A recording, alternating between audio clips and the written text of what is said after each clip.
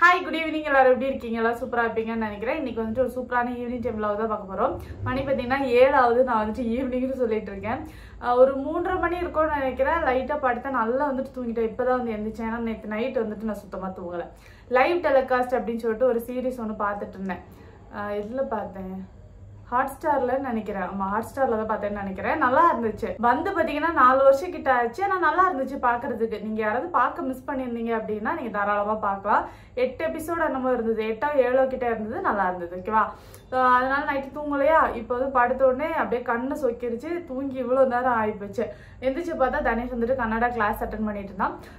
School அதாவது 4th standard complete ஆயாச்சு. இருந்தாலும் சரி கொஞ்சம் இந்த கன்னடா பேசிக்ஸ் எல்லாமே நல்லாவே லேர்ன் பண்ணட்டும் அப்படிங்கிறதுனால கிளாஸ் கட் பண்ணல. இது ஆன்லைன்ல போயிட்டு தான் இருக்கு. இன்னைக்கு வந்து நான் பேரண்ட்ஸ் டீச்சர்ஸ் மீட்டிங்க்கு போயிருந்தோம். ஹிந்தி பார்த்தீங்கன்னா 50க்கு நம்ம 48, கன்னடா பார்த்தீங்கன்னா 40க்கு 33 வாங்கியிருந்தான். இதுவே பெரிய விஷயம் தான். ஏன்னா லாஸ்ட் எல்லாம் பார்த்தீங்கன்னா 30, அதாவது 40க்கு 30 வரதுக்கே ரொம்ப கஷ்டப்படுவான். ஏன்னா கன்னடா ரொம்பவே டஃபா இருக்கு. இவ்வளோ நாளைக்குள்ள அவன் இந்த அளவுக்கு பிக்கப் பண்ணதே பெரிய விஷயம் தான் அப்படின்னு தான் சொன்னோம். இந்த மேம் வந்துட்டு செம்ம ஹெல்ப்ஃபுல் எங்களுக்கு. அவங்களாவே இன்ட்ரெஸ்ட் எடுத்து நம்ம ஆளுக்காக அவ்வளோ டைம் ஸ்பெண்ட் பண்ணி வந்துட்டு சொல்லி கொடுப்பாங்க. அதனால இந்த வாட்டி வந்துட்டு கிளாஸ் கட் பண்ண வேணாம், இந்த 1 மந்த்தும் வந்துட்டு கிளாஸ் இருக்கட்டும் அப்படிங்கிற மாதிரி அப்படியே போட்டாச்சு. அதனால நம்ம கிளாஸ் அட்டன் பண்ணிட்டு இருக்காரு. அவர் முடிச்சுட்டு வரும்போது அவருக்கு ஏதாவது ஸ்நாக்ஸ் செஞ்சு வைக்கலாம் அப்படிங்கிற மாதிரி தோணுச்சு. அதோட ரெசிபி வந்துட்டு ஷேர் பண்ணுறேன். இன்ஸ்டாவில் வந்துட்டு நான் இதை பார்த்துருந்தேன். அதை வந்து சேவ் பண்ணி வச்சேன். ரொம்ப ஈஸியாக டக்குன்னு செய்கிற மாதிரி. எனக்கு அந்த மாதிரியான ரெசிபிஸ் பார்த்தாலே உடனே வந்துட்டு செய்யணும்னு தோணும். அந்த மாதிரியான ஒரு ரெசிபி தான். சரியா? ஸோ இதை நீங்கள் கண்டிப்பாக வந்துட்டு ட்ரை பண்ணுங்க. அப்புறம் தரிஷோட ஹிந்தி மார்க் பார்த்தோட எங்களுக்கு ஒரே சிரிப்பு. மோடிஜிக்கு தெரிஞ்சா ரொம்ப வந்துட்டு சந்தோஷப்படுவார்டா, நீ ஹிந்தி இந்த அளவுக்கு கற்றுக்கிட்ட அப்படின்னு நினச்சா அப்படின்ட்டு. இங்கே இருந்தோம் அப்படின்னா, ஊருக்கு போகாமல் இங்கே இருந்தோம் அப்படின்னா பேசுறதுக்கும் வந்துட்டு அந்த மேம் கிட்டே கேட்டு அனுப்பிச்சி விட்டுருந்துருக்கலாம் ஹிந்தி பேசுறதுக்கு. பட் எப்படினாலும் லீவ்ல வந்து ஊருக்கு போயிடுவோம். அதனால கஷ்டம் தான். அவங்க வந்து ஆன்லைன் கிளாஸ்லாம் எடுக்கிறது இல்லை. அதனால சரி கன்னடா மட்டும் போட்டோம் அப்படிங்கிற மாதிரி இப்போதைக்கு பிளான் பண்ணியிருக்கோம். நீங்க குழந்தைங்களா சம்மருக்கு என்னென்ன கிளாஸ் போடலாம் அப்படிங்கிற மாதிரி டிசைட் பண்ணியிருக்கீங்க?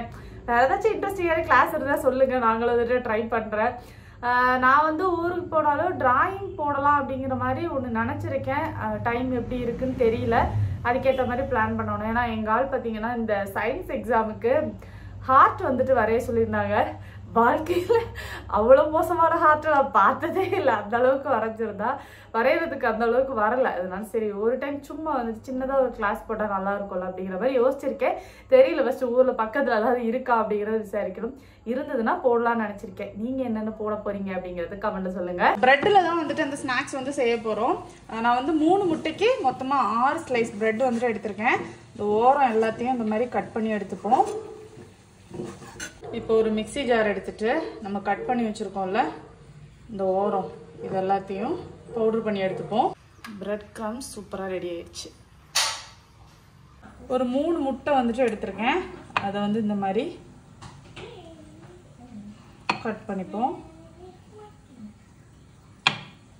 இப்போ முட்டைக்கு மேலே லைட்டாக வந்து உப்பு போட்டுப்போம். நெக்ஸ்ட் இதுக்கு மேலே கொஞ்சமாக வந்துட்டு வத்தல் பொடி போட்டுப்போம். நெக்ஸ்ட்டு கொஞ்சம் கரம் மசாலா. இப்போ இதில் வந்துட்டு நான் கொஞ்சம் தண்ணி வச்சுருக்கேன். இந்த ப்ரெட்டை இதில் அப்படியே டிப் பண்ணிவிட்டு கொஞ்சம் தண்ணியை வந்துட்டு புழிஞ்சுப்போம். முட்டை இருக்குல்ல, இது எப்படி குப்பரை படுக்க வச்சு இதை வந்து இப்படியே நல்லா வந்துட்டு ஷேப் பண்ணிப்போம். ரவுண்ட் ஷேப்பாட்டு ரவுண்ட் ஆயிடுச்சா? இனிமேல் என்ன பண்ணணும்னா இந்த ப்ரெட் க்ரம்ஸ் உண்டுல்ல, இதில் போட்டு வேணும் ஒரு டிப்பு.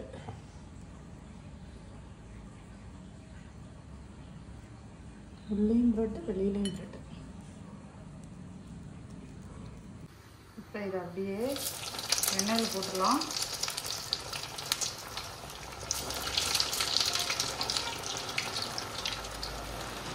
உடனே வந்து ரோஸ்ட் ஆயிரும்.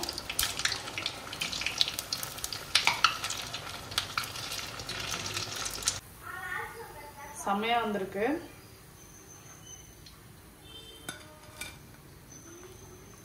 அவ்வளவுதான், எல்லாமே ஃப்ரை பண்ணி எடுத்தாச்சு. பாக்குறதுக்கு செமையா இருக்கு. சாப்பிட எப்படி இருக்குன்னு சாப்பிட்டு சொல்றேன். எப்படி இருக்கு?